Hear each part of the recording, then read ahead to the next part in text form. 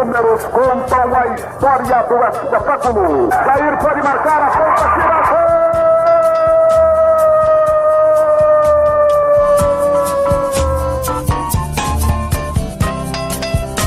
Se recordar é viver. A partir de agora, você está convidado a reviver nossas principais conquistas e glórias. Faltavam só 5 minutos pra terminar o jogo.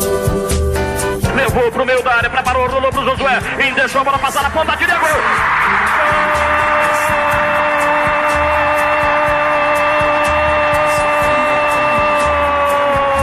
Meu time bem armado, tranquilo, era a final, era uma decisão. Memórias, entrevistas, registros históricos e depoimentos. O Vila sempre teve, assim, uns torcedores muito corajosos. Foi lá, pegou os 3 fios de cima do Estádio Olímpico e cortou a luz no instantinho. Porque o ambiente era muito pesado, né? A emoção era muito grande naquela época. E foi o jogo todinho a gente atacando e não conseguia fazer o gol, né? Primeiro tempo tava 2-0 pro Riachuelo. Eu e o Ed fomos pro vestiário. Aí na fúria nossa lá, nós agredimos fisicamente alguns jogadores. E fomos pro campo ganhando de 5-2. Sofria como louco, com o rádio colado no pé do ouvido. Está no ar Futebol de Goiás e suas histórias. Um programa que exalta as raízes do nosso futebol. Atenção! Preparou! Correu! E chutou!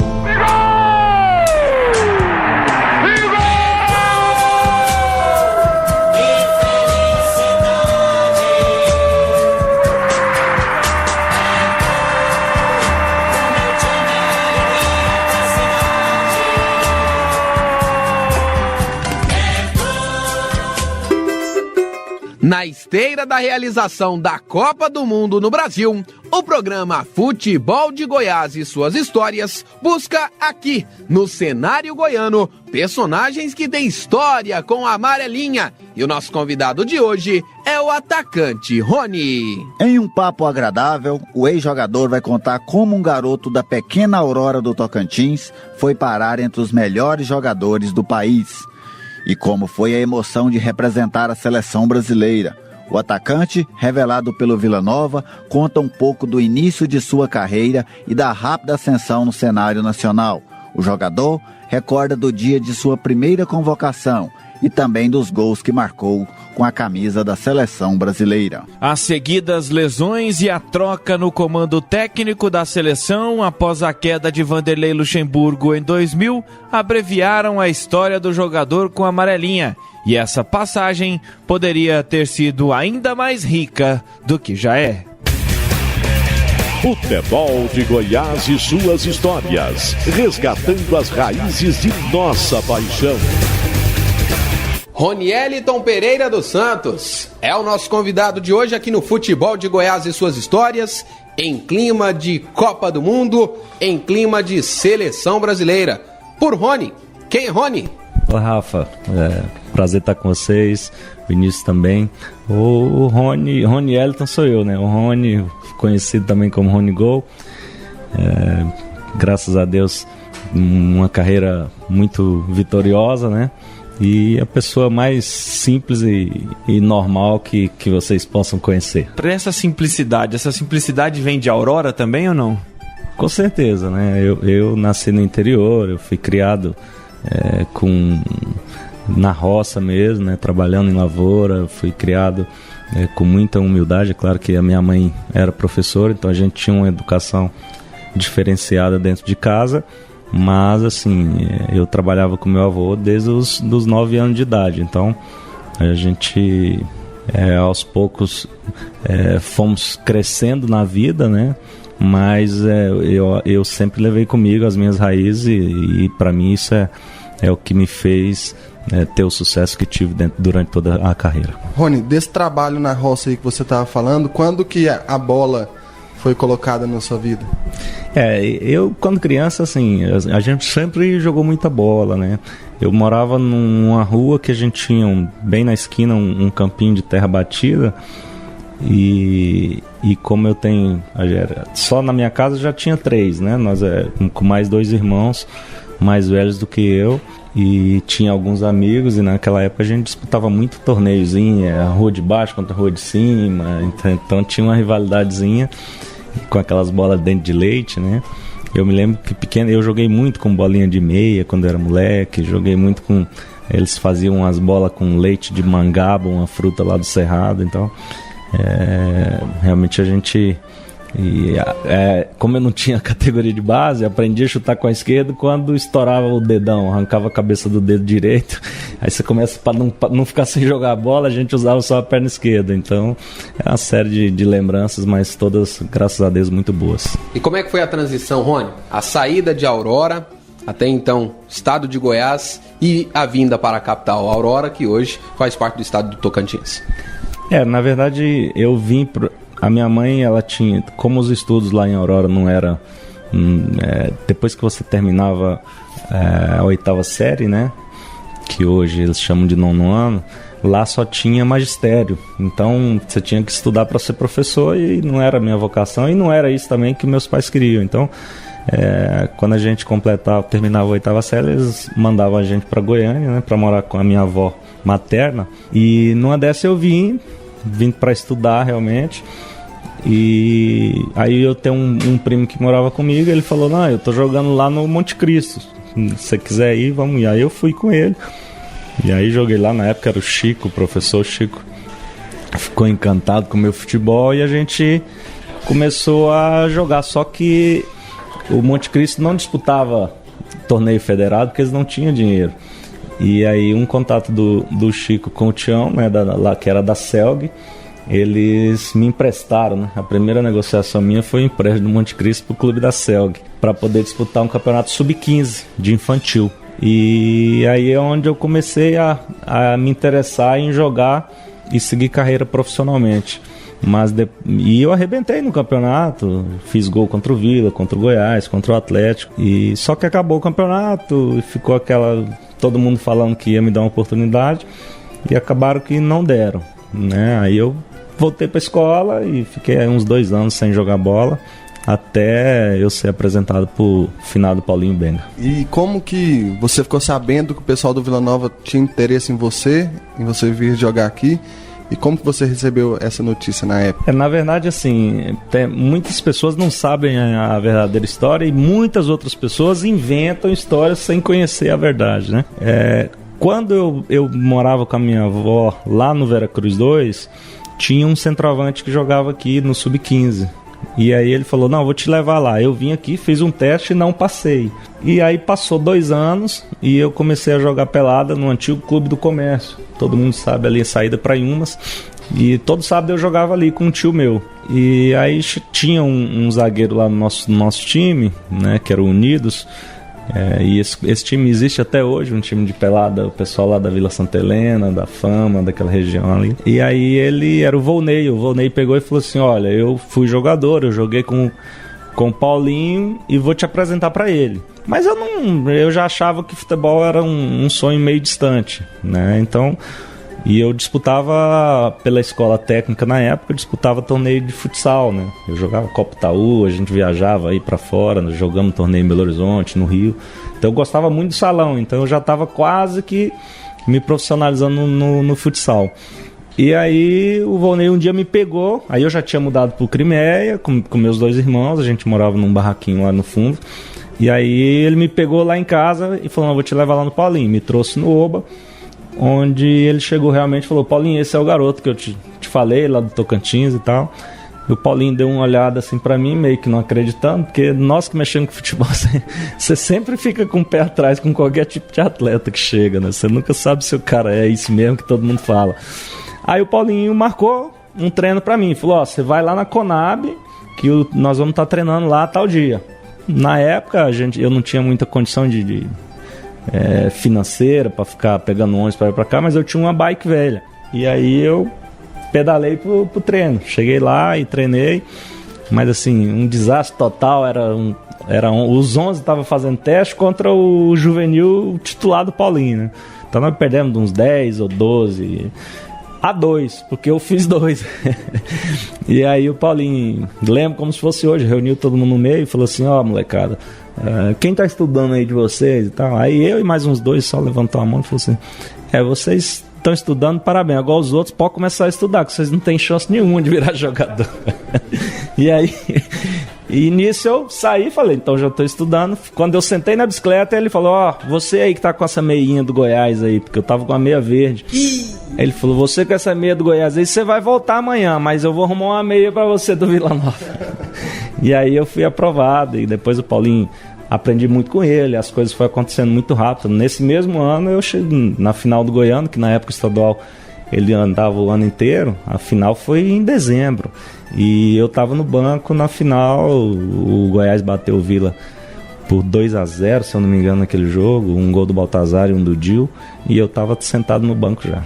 E aí, você chega ao Vila Nova e de um garoto que saiu lá do interior do Tocantins, que jogava pelada com os amigos, se vê em um dos mais tradicionais times do estado. Como é que foi esse choque para você largar de ser peladeiro e virar jogador, Rony?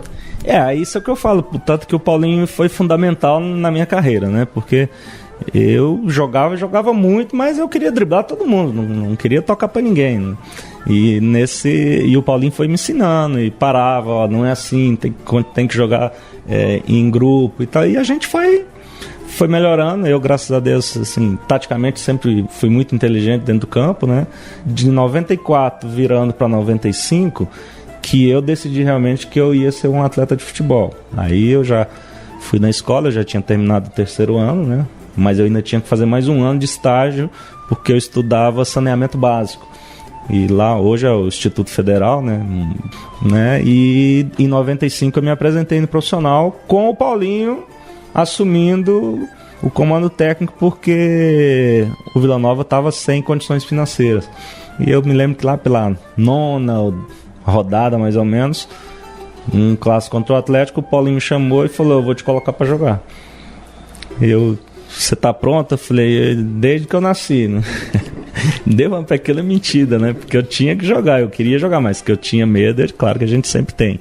E aí eu entrei, fui bem, o Cajuru na época fez uma maior festa lá, que eu era um curisco, isso, aquilo, me deu no pinguim de prata, de bronze, que tinha na época uns troféus, né? E dali eu não saí mais, aí fui titular direto e as coisas foram acontecendo naturalmente. Nós estamos batendo esse papo especial com você aqui em época de Copa, não é à toa, Rony. Falamos muito sobre o seu início, mas na sequência do futebol de Goiás, nós vamos tratar muito também sobre seleção brasileira, combinado? Fechado, tamo junto. Rony Elton Pereira dos Santos, Vinícius Tondolo é o nosso convidado na edição de hoje aqui do Futebol de Goiás e suas histórias. E você fica com o quadro Enciclopédia do Futebol.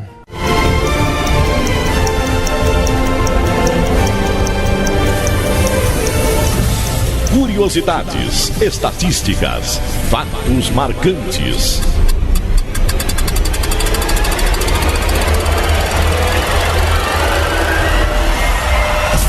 Chegou a hora de abrir a Enciclopédia do Futebol.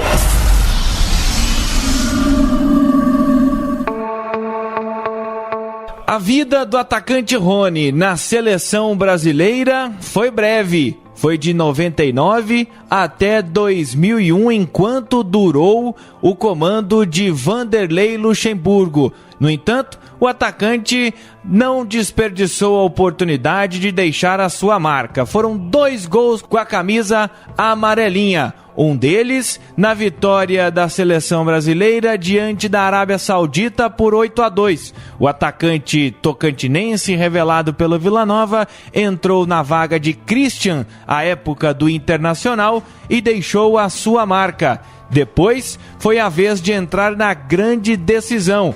Ele entrou no lugar do Beto, que na época jogava no Flamengo, e foi o autor do 3º gol. O Brasil acabou perdendo aquela decisão da Copa das Confederações para o México em Guadalajara. Futebol de Goiás e suas histórias. Redescobrindo o passado para compreender o futuro.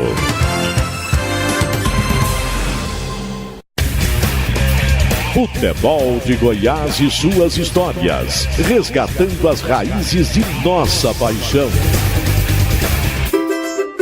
O Futebol de Goiás e suas histórias tem um oferecimento de tintas Colatex, pintando com arte. E hoje estamos recebendo João Paulo de Medeiros, Gerliezer Paulo, Vinícius Tôndolo, Rony, o Rony Gol. Uma das principais revelações das categorias de base do Vila Nova. E antes da gente entrar no assunto seleção brasileira, eu queria que você comentasse 2 títulos importantes na história do Vila. Um você começou a citar, que foi o de 95, e a Série C de 96, onde foi a sua última passagem antes de ir para o São Paulo. Esse campeonato de 95 é um campeonato histórico, é um campeonato que mostra realmente o que é o futebol, né? Não tem um perfil, não tem um parâmetro, não existe uma lógica. E é isso que faz o futebol ser tão apaixonante. Porque era um regulamento todo doido. A gente, na primeira fase, se empatasse, ia para os pênaltis. Aí se você ganhasse, ganhava mais um ponto. E o nosso time era um time só jogadores da base. E quando nós chegamos na final, a gente tinha de fora só o Paulinho, lateral direito. O Rubão foi improvisado na esquerda, porque o Emerson estava suspenso ou machucado, não me lembro. E o Jorge Batata na zaga. O resto do nosso time era todo mundo formado no Vila Nova. Então, um campeonato em que a gente perdeu para o Anápolis 6 partidas, né? Então, todos os jogos nós jogamos contra ele, perdemos. E aí, quando chegou no último jogo, o que valia realmente, nós fomos lá e ganhamos deles, e de uma maneira histórica que ninguém esquece, com aquele gol de falta do Gilvan, maravilhoso. No finalzinho do primeiro tempo da prorrogação. Então é um título que, por ser o meu primeiro, mas também a importância da maneira que foi, é um título que eu nunca vou esquecer, né? E eu acho que ninguém que participou daquela final também esquecerá. Já 96 foi uma competição em que o Vila Nova começou bem, mas oscilando, não jogando tão bem. E aí a diretoria resolveu fazer uma troca, né? Tirou o Walter Nascimento sem perder nenhuma partida e colocou o Roberval Davino. E aí o nosso time deslanchou de vez. A gente fez uma campanha irreparável, a gente não perdeu nenhum jogo, né? E fizemos a final contra o Botafogo de São Paulo. Também é um título muito especial para mim, e para mim, pro Tim também, né, pro Luciano. A gente realmente era um grupo muito fechado. E foi ali no Fluminense que você se consagrou como jogador nacional, né? Você tirou esse status de jogador regional. E também você acredita que ali foi assim, onde você conquistou mesmo a oportunidade de servir a seleção e ser chamado também pelo treinador? Na verdade, sim. Eu tenho uma identificação com o Fluminense assim, fora do comum, né? Porque eu acho que uma coisa que a gente tem que ter na vida é gratidão. E eu acho que assim, o Vila Nova é onde eu comecei tudo. Mas eu poderia ter começado e ter ficado aqui. Então, a partir do momento que eu fui para o Fluminense, que eu recebi a oportunidade e eu correspondi, o clube também fez tudo por mim, me ajudou muito. A gente tinha muitas dificuldades. E essa cumplicidade que eu tinha com o Fluminense e a torcida comigo também, isso fez com que eu crescesse muito no futebol, né? Meu futebol cresceu muito dentro do campo, né? As coisas foram acontecendo e eu devo muito ao Fluminense até hoje, por toda a minha carreira, né? Eu acho que o Fluminense é o clube que foi mais importante, né, para que eu conseguisse chegar até na seleção brasileira. E como foi essa chegada à seleção brasileira? Primeira vez, como seu telefone tocou, alguém te falou? A primeira vez a gente nunca esquece, Rony. É verdade, e ainda mais um marco para qualquer atleta, né? Você chegar na seleção brasileira. Na época tinha ainda o extinto torneio Rio-São Paulo, né? E em 99 o Fluminense trouxe o Parreira para organizar o clube, que estava realmente uma bagunça muito grande. E o Parreira achou uma posição para mim dentro do campo que eu realmente ficava... o meu futebol cresceu muito, assim, era muito fácil para mim fazer aquela função, né? E aí acabou que comecei a jogar muito bem no torneio de São Paulo, aparecendo bem, e a imprensa falando muito, fazendo muitos gols. Na época o campeonato começou até eu e o Túlio Maravilha no ataque, o Túlio estava contratado, e o Túlio não estava conseguindo fazer gol e eu estava, então isso também me ajudou muito, né?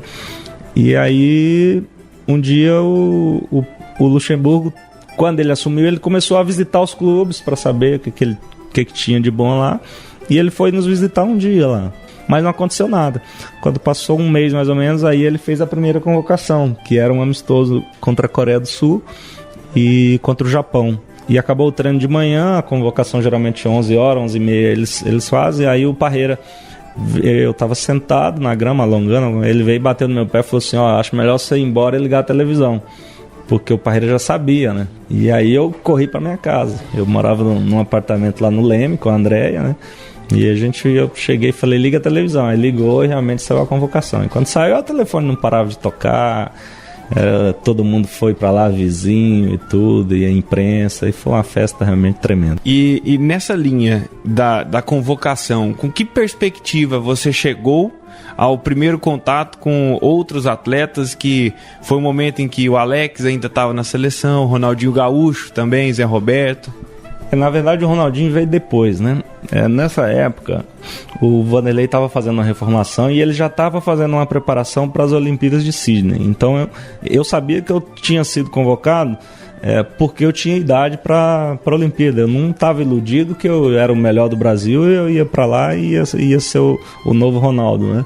Na verdade eu estava bem consciente disso, mas eu também ia para a seleção. Se aparecer a oportunidade, a gente vai tentar mostrar o melhor. Mas na época muitas pessoas também criticavam, né? Pelo Fluminense estar na terceira divisão, como é que os caras levavam um jogador para a seleção, esse tipo de coisa, que eu tive que mostrar dentro do campo que tinha condições de estar ali, né? Então, quando nessa primeira convocação, se eu não me engano, o atacante principal era o Amoroso, que ele estava arrebentando na Itália, e eles levaram o Amoroso, e o Elber também, que deitou e rolou na Alemanha, né? Então esses eram os dois atacantes, porque o Ronaldo ainda estava com problema de lesão, né?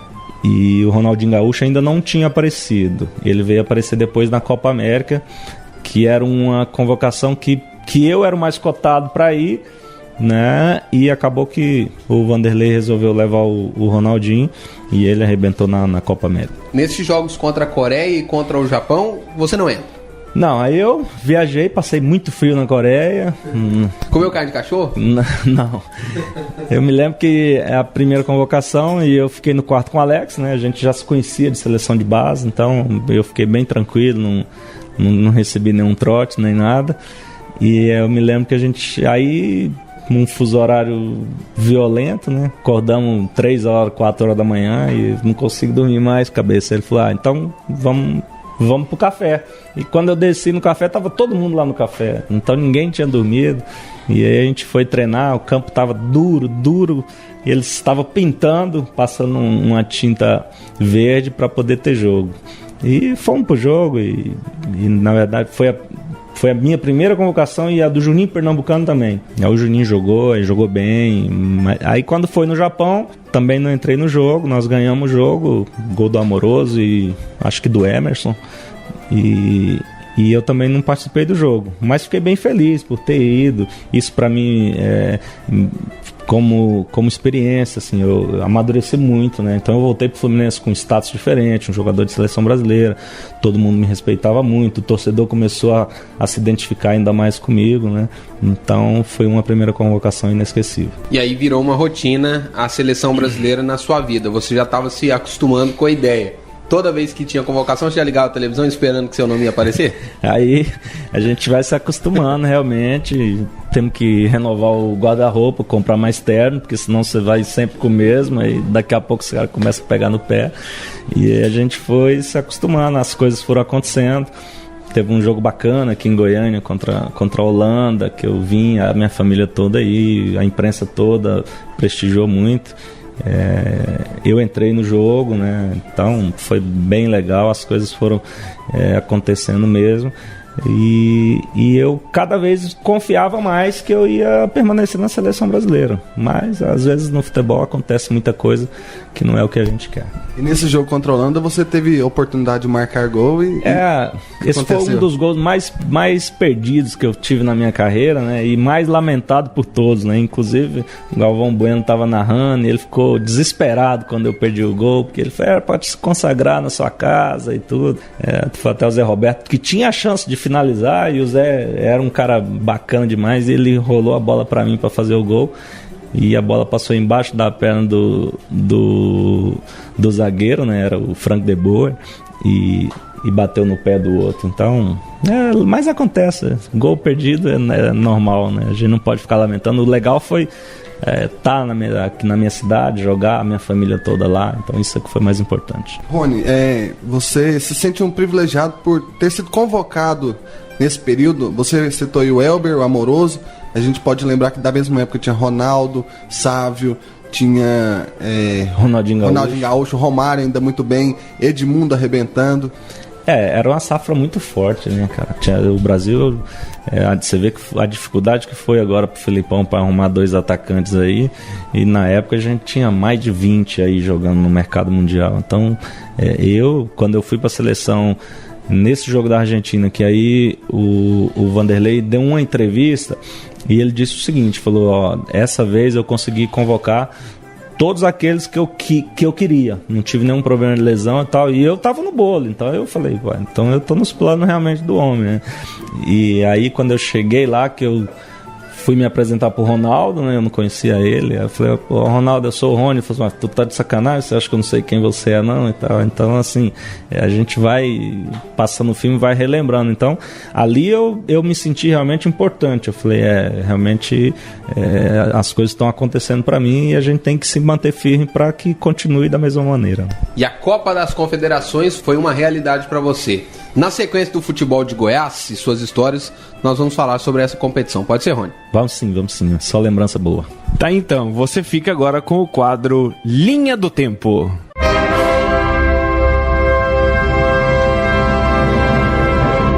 Linha do Tempo.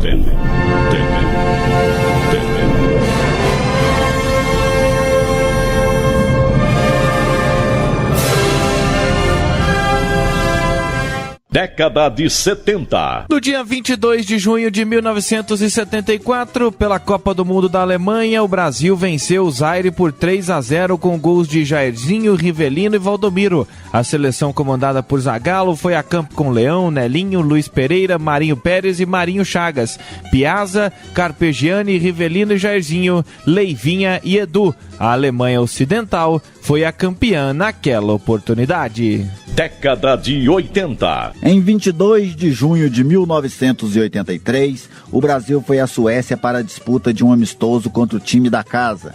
A seleção canarinho empatou por 3-3, com gols de Márcio Rossini, Careca e Jorginho. No dia 22 de junho de 1989, a seleção brasileira foi a Monza, na Itália, para um duelo contra o Milan. O jogo não passou de um empate sem gols. O Brasil do técnico Sebastião Lazzaroni foi a campo com Tafarel, Mazinho, André Cruz, Ricardo Gomes e Branco, Bernardo, Cristóvão, Silas e Giovani, o ataque com Edu Manga e Charles. O time de Milão tinha jogadores como Alessandro Costa Curta, Franco Baresi, Carlo Ancelotti, Frank Rijkaard e ainda Marco Van Basten. Década de 90. No dia 22 de junho de 1997, pela Copa América na Bolívia, o Brasil venceu o Paraguai por 2-0 em Santa Cruz de la Sierra, com 2 gols de Ronaldo Fenômeno. O Brasil começou com Tafarel, Zé Maria, Aldair, Gonçalves e Roberto Carlos, Dunga, Flávio Conceição, Leonardo e Denilson,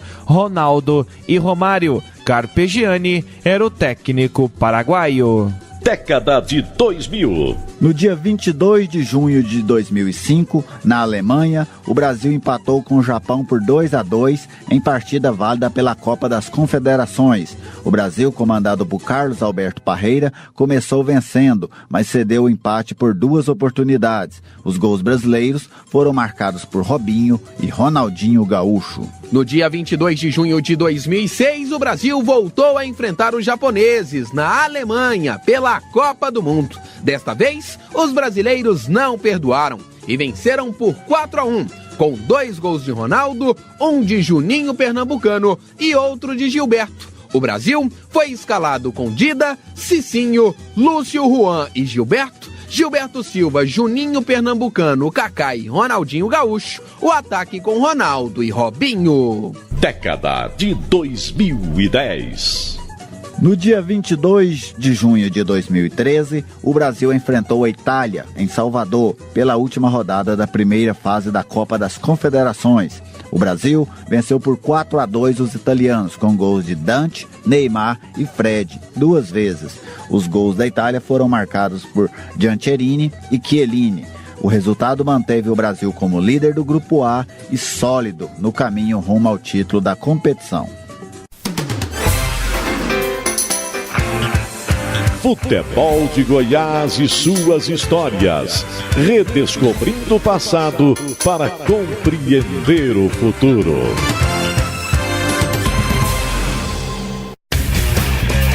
Futebol de Goiás e suas histórias. Resgatando as raízes de nossa paixão. Estamos de volta aqui no Futebol de Goiás e suas histórias, na edição deste domingo, com Rony, atacante do Fluminense, do Vila Nova, revelado no Vila Nova, e hoje falando também de seleção brasileira, Rafael Bessa. O futebol goiano, Vinícius Tondolo, João Paulo de Medeiros, Gerliezer Paulo, esteve representado em uma competição importante. Quem não se lembra, no ano passado, a Copa das Confederações, a mídia, a competitividade dessa competição. E você, Rony, você esteve no México, na Copa das Confederações, como é que foi? Foi muito legal, né, Rafa? É uma situação... Aí sim eu falei, agora é uma competição oficial da FIFA, né? Um campeonato muito bem organizado. E eu fui convocado porque na Copa América o Vanderlei levou aquele que ele achava que era o melhor, mas eu não fui. E depois ele tinha alguns atletas que estavam em fim de temporada nos seus clubes na Europa, e ele acabou dando férias para esses jogadores. Se eu não me engano foi o Roberto Carlos, o Ronaldo, o Cafu, a Amoroso, e teve mais 2 ou 3 que ele deu férias. Então aí ele convocou para essas substituições, e eu fui um dos escolhidos. E aí a gente foi para o México, fomos para Guadalajara primeiro, né? Onde a primeira fase o time estava ganhando todo mundo, o Ronaldinho Gaúcho estava numa crescente muito grande, fazendo gol de tudo quanto é jeito, e o Vanderlei tinha levado o Christian, que estava na Copa América, ele passou a ser titular na Copa das Confederações, né? Aí jogava o Alex e o Zé Roberto, e o Christian e o Ronaldinho Gaúcho, né? E eu sempre esperando uma oportunidade. No primeiro jogo não entrei, no segundo também não, e depois tem um jogo contra a Nova Zelândia, que aí o Vanderlei falou que ia fazer várias mudanças, né? Porque o time já estava classificado, mas ele não me... Só eu e o Marcão, goleiro do Palmeiras, inclusive ficou muito satisfeito com a notícia que ele não ia jogar. Eu lembro como se fosse hoje. E o Marcão olhou pra mim e falou: não tem cabimento um negócio desse, não. Eu falei: pois é, Marcão, vamos esperar. Mas acabou que eu entrei no intervalo e eu aprontei uma fumaça, filha da mãe, né? Corria pra tudo quanto é lado e fui muito elogiado pela imprensa. Só que quando eu achei que tava fazendo bem, o Vanderlei no outro dia já me deu uma dura. Aí ele: você tá querendo me fufu, né? Eu falei: não, professor, que isso? Não, por isso, aquilo e tal. Você só correu, você não posicionou, você não fez isso, não fez aquilo. E aí eu falei: não, o senhor tá com a razão e tal, me dá outra chance então. Aí no outro jogo, ele me deu essa dura só por dar mesmo, porque ele sabia que eu tinha entrado bem no jogo, né? E aí porque senão ele não tinha me chamado como primeira opção no próximo jogo, né? Aí foi contra a Arábia, né? Aí o jogo que eu entrei e fiz gol, dei passe, então foi uma emoção maravilhosa. E fiquei cotado para ser o titular na final, porque o Christian não fez um gol, né? E o Vanderlei eu acho que ele não confiou, né? Eu acho que ele falou, o Rony tá novo ainda, né? Não sei o que aconteceu, só sei que eu tava cotado para ser escalado e acabou que ele colocou o Beto para jogar. Você tá com quantos anos? 22. Ele colocou o Beto e adiantou o Alex pro ataque. E aí jogou o Ronaldinho Gaúcho e o Alex, o time ficou meio esquisito e nós começamos o primeiro tempo 2-0 para eles. Aí teve um pênalti no finalzinho, o Serginho jogou no Milan, bateu e fez, diminuiu. E no intervalo eu já sabia que eu ia entrar de qualquer jeito. Aí ele já me chamou e botou para dentro do jogo. E a primeira bola minha, o Ronaldinho fez um passe tirando do goleiro, o Jorge Campos, mais ou menos do tamanho do Rafa. Ele. Aí... Mas ele era cheio de personalidade. Era bom goleiro. E pra quem não conhece o Rafa, ele era alto ou era muito baixo? Bem baixinho. Aí ele esticou a mão e não chegou, e eu cheguei com a perna esquerda e empatei o jogo. E aí o nosso time cresceu, foi pra cima, mas aí uma infelicidade, o Ronaldinho Gaúcho deu uma bobeira numa falta. Ele quis bater rápido e acabou tocando no pé do adversário e pegou o nosso time desprevenido. Daí eles fizeram 3-2 e 4-2. E ainda conseguimos recuperar. Eu peguei uma bola pelo lado esquerdo, cruzei, o Zé Roberto fez o gol, 4-3, mas a gente perdeu. Mas assim, é um jogo inesquecível, uma pressão, tinha 110 mil pessoas, né, no Estádio Azteca, então eu nunca tinha visto tanta gente na minha vida. Um jogo maravilhoso, corrido, jogado, e eles venceram porque nós, além dos erros, eles também jogaram melhor, né? Então foi merecido. Mas depois dessa Copa das Contas, eu permaneci lá porque o Fluminense ia fazer uma pequena excursão México e Espanha. Então eu lembro que o pessoal tudo foi embora, e aí eu fui tomar café e torcedor mexicano, né? Os caras pedindo para tirar foto e tudo. Então foi um negócio bem legal. Tem alguma história engraçada desse período, assim, que te arranca risos? Eu me lembro que teve um jogo que teve um churrasco no hotel. O Vanderlei gostava muito de churrascos e ele fez um churrasco. A rapaziada tava na beira da piscina, tomando suas coronitas, todo mundo sossegado, né? Moderadamente, porque tava em competição oficial. E aí eu tava na mesa, o Marcão, que eu sou fã, já era, e depois que eu conheci ele, fiquei mais ainda, porque ele era muito doidão. Tava o Ronaldinho Gaúcho, o Vampeta, que é outro fenômeno, né? E o Alex. E a gente sentado aqui, conversando. Acho que tava o Flávio. Tava o Flávio Conceição e o Emerson também. Aí daqui a pouco o Galvão Bueno chegou, sabe? E ele tava apaixonado no Ronaldinho Gaúcho naquela época. E tudo do Galvão era o Ronaldinho. E ele chegou e começou a conversar com o Ronaldinho. Ele tomou uma dura do Marcão tão grande que eu na época eu falei, esse Marco é doido demais. Você não tá vendo todo mundo aqui não? Aqui não é só o Ronaldinho Gaúcho que joga não, a seleção é brasileira. Não é seleção Ronaldinho Gaúcho, não. E aí o Galvão pediu desculpa. Que isso, Marco? Desculpa e tal, não sei o que e tal.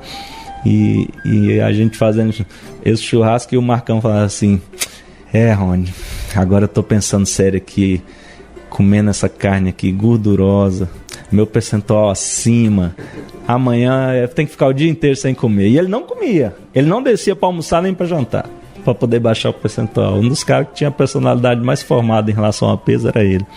Então é uns momentos bem legais. E aí passa a Copa das Confederações e as suas oportunidades na seleção brasileira, elas diminuem, Rony? Aí teve uma série de fatores que aconteceram para que eu não fosse mais lembrado na seleção, né? Na verdade, a principal era lesões, né? Eu comecei... Tanto que eu fui pro pré-olímpico e fui cortado por causa de uma lesão na posterior. E o Dr. Runco, na época, falou pro Vanderlei que eu ia ter condições de jogo, né? Mas não ia poder treinar normalmente 2 semanas com os caras. E aí ele resolveu me cortar. Depois teve convocação para a Olimpíada e eu também estava já na pré-lista, né? Que ele soltou antes. E eu tive uma lesão séria no adutor e aí acabei ficando fora. Rony, naquele ciclo, né, depois da tragédia lá de 98, com o Ronaldo e tudo mais, teve esse ciclo para tentar o Penta em 2002. Mas nesse ciclo teve Luxemburgo, Leão e no fim Filipão. Já quando você ia para a seleção ali, vocês já sentiam... O que você sentia com relação à Copa do Mundo? Qual que era o comentário dos jogadores? É claro que tinha a Olimpíada no meio, mas qual que era o comentário sobre a Copa do Mundo que seria lá na Coreia e no Japão? Na verdade, assim, quando você vai para uma seleção brasileira, é natural que você está formando um grupo com o objetivo principal, que é a Copa do Mundo. Não tem como a gente esconder isso. Então, todo mundo sempre pensando em chegar forte na Copa do Mundo. Mas para a gente fazer uma boa Copa, a gente tinha que ir se fortalecendo pelo meio do caminho, né? Era tentando ganhar a Copa das Confederações, a Copa América. Então, o Vanderlei começou a sofrer uma pressão muito grande também, né? Vindo de fora da mídia, da própria torcida. E aí, quando eu não fui para a Olimpíada e o Vanderlei também foi demitido, aí eu já caí na real que para mim voltar para a seleção ia ser muito difícil, porque a gente sabia que as coisas iam mudar na CBF e as oportunidades iam diminuir. Nós até agora só alisamos, enchemos a bola, mas sempre tem que ter aquela perguntinha que vai doer um pouquinho.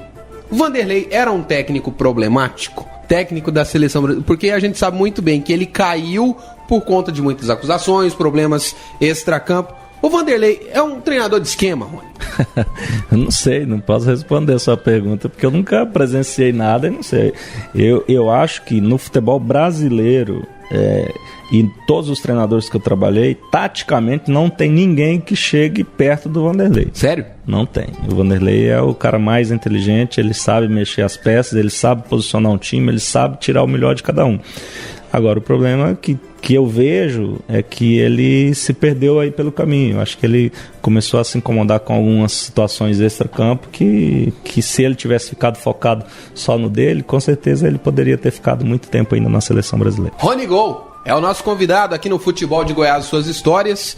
E no próximo bloco, Vinícius Tondolo, vamos destacar um pouco também da experiência internacional deste atacante, desse talento goiano para o mundo. Que tem muita história boa do Japão, da Rússia e da Arábia, não tem, Rony? Lá, muita coisa engraçada, muita coisa legal. Tá, então, Rony, aqui no Futebol de Goiás e suas histórias, você fica com o quadro Biografia. Biografia. Os personagens da nossa história.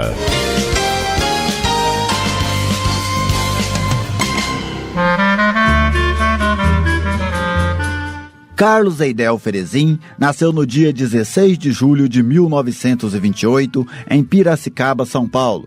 Por este nome, talvez poucos o conheçam, mas se falar Dido, aí sim, muitos se lembrarão dele.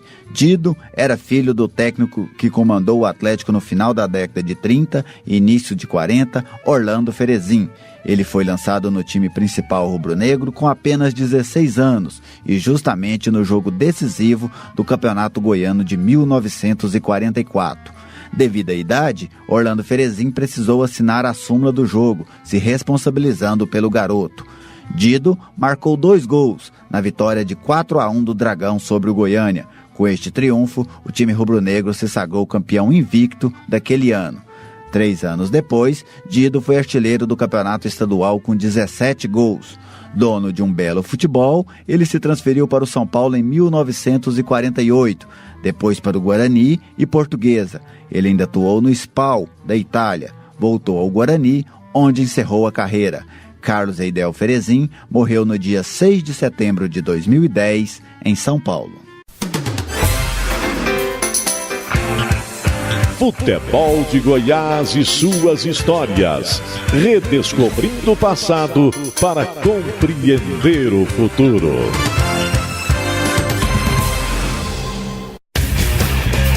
Futebol de Goiás e suas histórias. Resgatando as raízes de nossa paixão.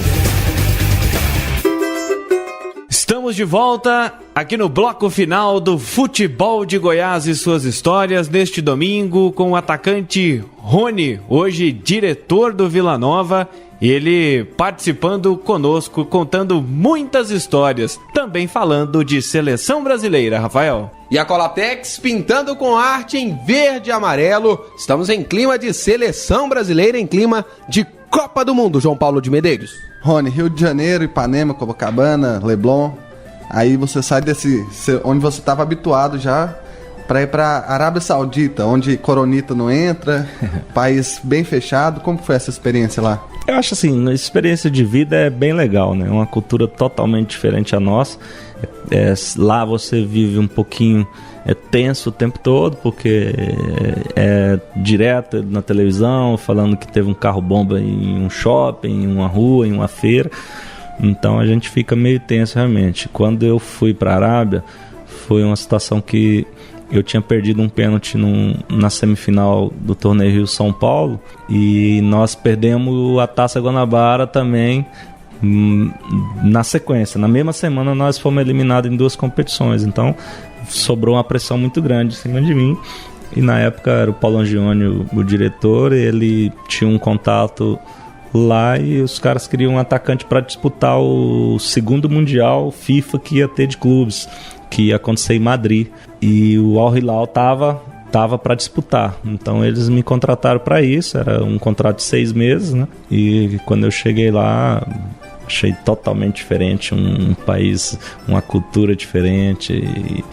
E aí eu jogava ao lado do Túlio, volante Túlio Lustosa, um grande amigo, grande irmão. E a gente, na minha estreia, eu já estreiei fazendo gol e tudo. Então, e aí a gente viajou para Síria para disputar um torneio lá também. Era outro país em conflito. Então a gente ficava com muito medo na época, eu e o Túlio, né? Qualquer um cara estranho lá perto de nós, a gente já estava correndo. Então era um lugar bacana, que eu fiquei 3 meses e meio, porque eles cancelaram o Mundial FIFA, né? E aí o clube não tinha por que ficar mais comigo, já tinha acabado as 2 competições, e eu acabei voltando pro Fluminense. E o Sheik foi generoso com você? Infelizmente a gente não teve a oportunidade de ficar mais, porque eles são generosos quando você ganha competição, né? Nessa competição mesmo na Síria, nós ganhamos o campeonato. E aí quando voltou, eles começaram a falar que a gente tinha que ir para Jeddah, porque lá era o rei que queria falar com a gente, tudo. E eu já estava querendo ir embora, mas aí o Samuel Jaber, que falava português, era nosso capitão e tudo, e aí ele já, não, Rony bom lá, Sheik, rei dá dinheiro. Eu falei, então vamos embora. E aí? Aí eu me lembro até hoje que tinha o Cláudio, era um treinador de goleiros, uma pessoa muito humilde lá do interior de Minas, e na hora que eles começaram a fazer a fila para poder, e tava um monte de envelope, eu falei, tem envelope sobrando ali, Cláudio, pode entrar. Ele, não, é só jogador. Eu falei, é nada, pode ficar aqui. No mínimo, se ele fala que não sabia. E o Cláudio entrou na fila, na minha frente, a gente foi indo, e aí os caras davam o envelope, o rei, né, na época foi o vice-rei, porque o rei já estava bem doente. Ele dava o envelope para os atletas, os caras iam lá e beijavam o ombro dele. Aí eu brincava com o Tulinho e falava assim, dependendo do cheque, eu beijo até na boca dele. E todo mundo foi passando e pegando os envelopes. E aí eu me lembro como se fosse hoje, era $50 mil, um cheque, né? E esse Cláudio, até hoje ele me agradece, porque com esse dinheiro ele comprou a casa própria, que era o sonho dele, da família. E eles não conferiram se ele era jogador, não? Nada, não ia até, tava sobrando dinheiro, nós tava numa sala que era tudo de ouro, uma coisa maravilhosa. E aí quando todo mundo pegou o cheque, ficou todo mundo querendo, ninguém que tinha vontade, coragem de abrir o envelope, né? E aí eu já peguei na frente do vice-rei, já rasguei o meu, abri, olhei, opa, e aí os caras, todo mundo veio. Beijou o ombro dele? Nada. Então aí depois disso nós voltamos pra lá. Os caras fizeram a gente voltar de novo, só que lá eles têm uma tradição que quando alguém dá primeiro o prêmio, os outros não podem dar menos, né? Então nós visitamos mais 4 sheiks e eles foram picotando dinheiro até virar $8 mil. Aí foi o último, aí ninguém ganhou mais prêmio. E depois da Arábia Saudita, você volta para o Fluminense? Voltei para o Fluminense, fizemos uma campanha, era o Oswaldo, treinador, fizemos uma campanha maravilhosa. Perdemos na semifinal para o Atlético Paranaense, né? E depois em 2002 também uma ótima campanha, que era o Renato Gaúcho, aí estava eu, o Romário, o Magnósio, a gente foi terceiro lugar, perdemos na semifinal pro Corinthians. E depois disso, o Fluminense começou a atrasar muito meu salário. Eu tinha 10 meses que não recebia direito de imagem, e era 80% do meu salário. Então, assim, eu vi que as coisas estavam caminhando para um lado ruim, e meu contrato acabou, né, em 2002, e chegou um empresário lá, que ele era francês, e ele falava russo, e trouxe uma mala de dinheiro, pôs na minha frente e falou assim, você quer ir pra Rússia e tal. E eu não pensei duas vezes, não peguei o dinheiro e fui. Quando eu cheguei lá que eu fui arrependendo. Muito frio, o time era muito ruim, o Rubinho... até hoje lá o pessoal é muito agradecido, porque eu dei muitas dicas, né, como é que era futebol profissional, porque o Rubinho não tinha ainda disputado na primeira divisão, era o primeiro ano deles. Então, assim... muita estrutura que lá tem hoje, eles estão até inaugurando um novo estádio lá, uma arena maravilhosa. A cidade era muito antiga, então tinha problema para arrumar apartamento, e os caras ficavam bravos e falavam assim, que eu estava exigindo demais e tudo, e aí a gente ia melhorando as coisas, mas consegui ficar 2 anos e meio lá, me adaptei muito fácil ao frio. Os jogos, assim, o time foi crescendo, o presidente gostava muito de mim, o treinador também, eles me deixavam ficar 2 meses e meio no Brasil todo ano, então era muito legal, assim. Esse também, a questão financeira para mim foi muito importante, né? Pude ajudar minha família toda com isso, e deixei muitos amigos lá, até tá chegando agora, essa semana, para fazer uma visita aqui em Goiânia pra gente, o equatoriano Yuri, que era meu tradutor lá na época, e ele tá vindo, Copa do Mundo, tá vindo passear aqui. E aí você, depois dessa sua passagem, onde você ganhou dinheiro na Rússia, você muda, vira casaca e vem pro Goiás. Como é que foi isso? Isso foi até uma situação assim, quando você tá lá fora, e aí você começa a acompanhar o futebol brasileiro, começa a acontecer uma série de situações. A gente ouvia falar muito em reformulação em seleção brasileira, e aí de repente eu falei, por que não tentar de novo jogar no Brasil, tentar voltar para a seleção brasileira? E na época eu tive conversas com o Corinthians, né, com o Cruzeiro e com o próprio Fluminense, e não acertamos nada, porque tinha uma multa rescisória, mesmo meu contrato acabando, de $350 mil, e nenhum clube queria pagar. Queria o jogador, mas não queria pagar a multa. E acabou que o Raimundo Queiroz me ligou, né, falando assim, que me queria e tudo, e aí eu falei da multa. Aí ele falou, não, eu pago a multa, mas eu pago ela em 12 vezes. Se você pagar aí, a gente dilui no seu contrato aqui. Aí eu paguei a multa e vim embora. E fiquei 1 ano no Goiás. A gente tinha um time realmente muito bom. Eu acho que o Goiás já teve vários times bons, vários craques, mas acho que um time que estava muito próximo de levar o título brasileiro, e a gente perdeu aquele campeonato por detalhes, e também pela lambança que foi aquela questão da arbitragem, do Edilson Pereira de Carvalho, aquilo tudo. E esse título, de levar a Libertadores da América, às vezes assim, a gente olhando, o Goiás chegou na Libertadores, dá para mensurar o quanto isso é importante, foi importante na história do Goiás ser a primeira vez na Libertadores, assim, o que o time apresentava, a sintonia com o torcedor, o que você mais lembra dessa campanha? E o pior é que o Goiás não foi um coadjuvante na Libertadores, o Goiás foi muito bem na Libertadores.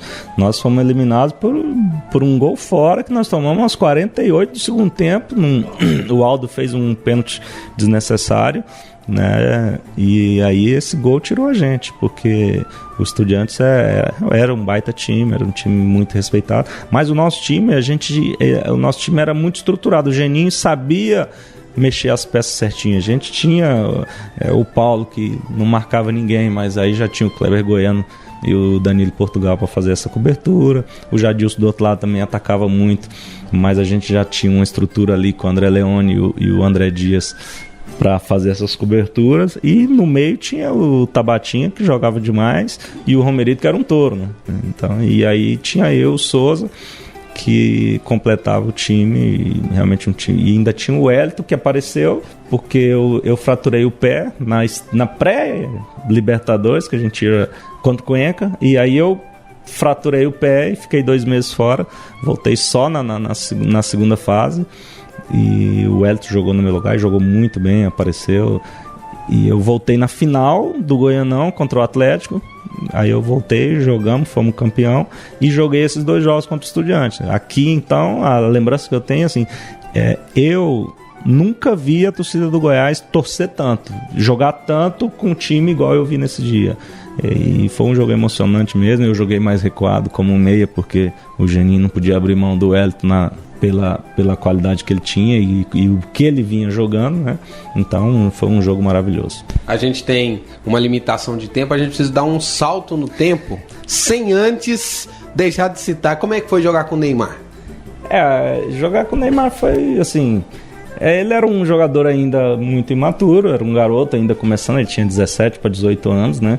Então ele tinha voltado da Taça São Paulo, e aí ele foi integrado. Na época o Wagner Mancini era o nosso treinador, e o Ney, ele entrava todo jogo, né? Aí jogava eu e o Kleber Pereira, e o Neymar, aí teve um jogo, aí o Kleber se machucou, ficou umas 4, 5 partidas sem jogar, e o Neymar virou titular. E aí foi quando ele fez aquele primeiro gol, que todo mundo fala até hoje, que eu brinco com o pai dele, do Neymar, sempre que eu encontro, falo assim, até agora eu não ganhei nada com isso, viu? Só ele que tá faturando. Que eu fiz um cruzamento de pé esquerdo na medida e ele fez o primeiro gol da carreira. E depois disso, o seu projeto era encerrar no Vila Nova a sua carreira, e por que não deu certo? Não deu certo porque mudou a diretoria, né? Na época aí entrou Eduardo Barbosa com o Jair Rabelo, e eles nem me procuraram, nem falaram nada, e eu ia parar de jogar bola já no Campeonato Goiano de 2012, né? E aí de repente o pessoal da Napolina me chamou para ir para lá, e eu estava na expectativa de ir para os Estados Unidos. Então eu falei, eu vou para Napolina, e aí a hora que se encaixar mesmo o negócio, eu vou para os Estados Unidos, jogo 1 ano lá e paro de jogar. Mas não aconteceu nada disso, e a proposta não andou, e eu com essa logística de ir para Anápolis todo dia, isso foi me dando um tédio muito grande, uma tristeza muito grande, então eu não estava feliz para jogar futebol. Aí eu pedi a rescisão de contrato e acabei encerrando a carreira. Quando você voltou para o Vila em 2010, todos consideram você como uma peça fundamental para ter livrado o Vila do rebaixamento. Mas aqui dentro do Vila, convivendo, conversando com várias pessoas, muitos apontam assim, o Max, o goleiro, como a principal razão para que você fosse o grande destaque. Qual foi a importância do Max? O Max, assim, eu sou suspeito para falar do Max, né? Porque o Max é um irmão, é um cara de dentro da minha casa. O que eu presenciei naquele campeonato, o que eu vi o Max fazer, eu nunca tinha visto o goleiro pegar tanto como o Max pegou naquele campeonato. Teve um jogo contra o Sport aqui no Serra Dourada, que foi 1-1 o jogo, que o Max, que eu me lembro assim, ele fez 5 defesas impossíveis, que não tinha como um goleiro não tá iluminado para poder fazer. Então o Max teve uma importância muito grande. 2011 era para o Max, era para ser o nosso goleiro. Não tem nada contra o Michel, também é um cara do bem, um cara bacana, mas pela lógica e pela gratidão que o clube tinha que ter com o Max, teria que ter renovado. E aí o Cizenano optou em fazer mudança, e eu me lembro bem que eu falei isso para ele, está começando um trabalho errado, e foi o que aconteceu. Começou o trabalho errado, as coisas não foram dando certo, e culminou com o rebaixamento de 2011. Mas a falta de alguém que te incentivasse em 2011, como foi em 2010, foi preponderante para que você não voltasse a ser tão decisivo em 2011 como foi em 2010? Na verdade, assim, 2011 começou pra mim como 2010. Eu fui artilheiro do campeonato junto com o Marcão. Eu com 12, ele com 13 gols. Então, quer dizer, eu tava jogando normal.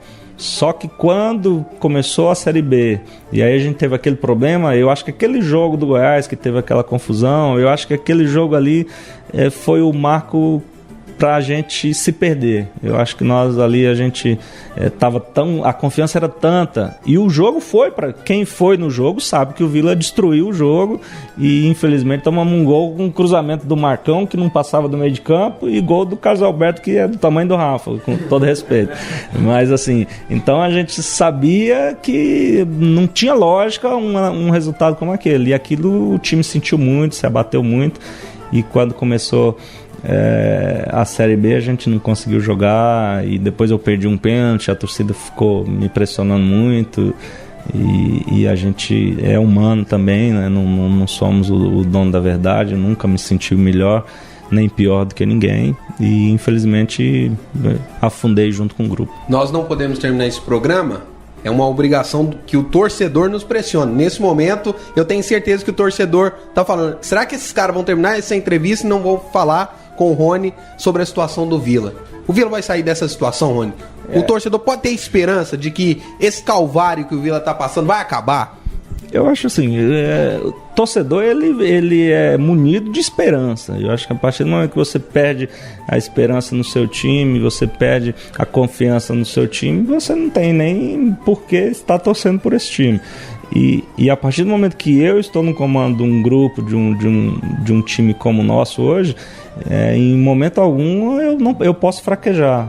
Eu posso ter meus momentos de dúvida, mas nunca perder a esperança e a confiança naquilo que a gente vem fazendo. O que eu e o time estamos fazendo aqui é trabalho duro todos os dias, é honesto, não tem nenhum tipo de sacanagem, nenhum tipo de trairagem. O nosso grupo é um grupo que não tem problemas, né? Todos os atletas se dão bem, eles estão trabalhando forte.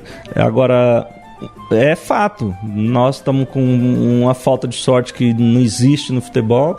Agora, o foco principal meu hoje é fortalecer o ataque, porque eu acho que nós não podemos jogar 10 partidas e fazer só 2 gols. Então, é inadmissível isso, e é o que a gente vai buscar melhorar, né, para que o ataque cresça e a gente possa conquistar as vitórias. Rony Gol foi o nosso convidado todo especial nessa edição do Futebol de Goiás, suas histórias. Muito obrigado e sorte a você. Abraço a vocês, um prazer, um bate-papo agradável. Eu espero que o torcedor é legal, porque o torcedor quer saber algumas histórias, né, algumas bastidores de futebol, e a gente normalmente fala muito pouco disso, né? Então um abraço a todos e foi um prazer participar. E fica agora com o quadro Museu do Gol.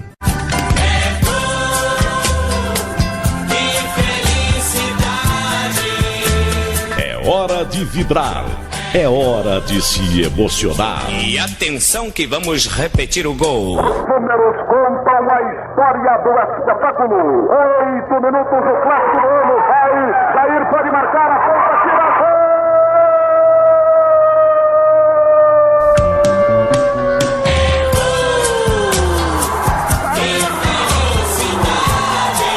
É hora de Museu do Gol.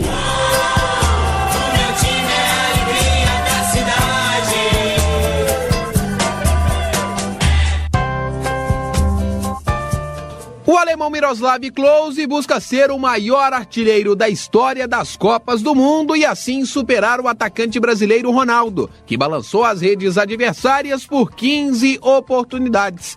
Klose já marcou 14 gols e um deles foi narrado por Romy Xavier durante a cobertura da Rádio 730 da Copa do Mundo da Alemanha em 2006. O gol foi marcado no empate dos donos da casa contra a Argentina na fase quartas de final. Já cobrou ali o jogador que o Bala, que ele deixa a bola pro jogador Kelan, outra vez voltou pro Bala, que suspendeu, mandou esta bola para a área. Olha o Borosco, olha a bola acariciada pelo Klose, é gol! Gol!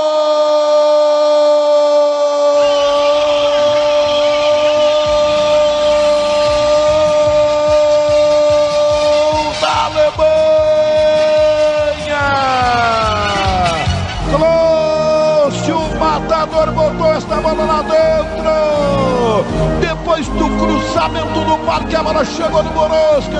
Close mergulhou de cabeça, ele põe essa bola lá dentro, empata o jogo.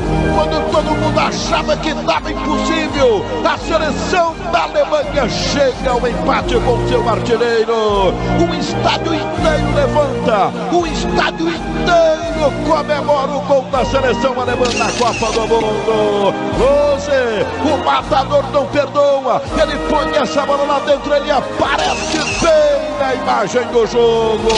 Um para a Alemanha, um para a Argentina. Close, mas que maravilha de gol! Gol maravilha! É gol de novo. Robin Xavier!